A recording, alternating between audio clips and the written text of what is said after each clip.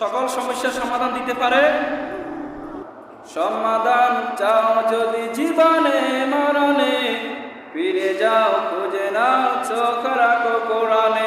সমাধান চাও যদি জীবনে মরণে, ফিরে যাও খুঁজে নাও চোখ রাখো কোরআনে। তবে পাবে সুখ শান্তির ঠিকানা, তবে পাবে সুখ শান্তির ঠিকানা, যদি মেনে নাও তুমি মনে প্রাণে।